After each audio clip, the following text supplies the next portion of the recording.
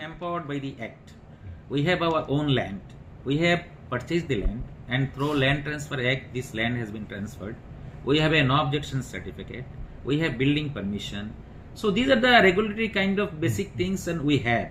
Similarly, if you start a kind of pharmacy college, then you have to take the approval from the Pharmacy Council of India. So this way we are growing this stage, and at this stage, a university cannot do such kind of things without any permission. Because if you apply for anything, you have to give a set of documents.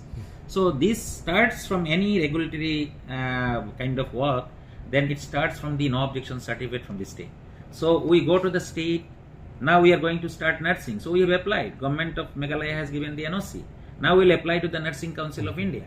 So this way we have all parameters. And you see, when you will apply for any such kind of accreditation, you have to give all set of documents. It is not like that I have university.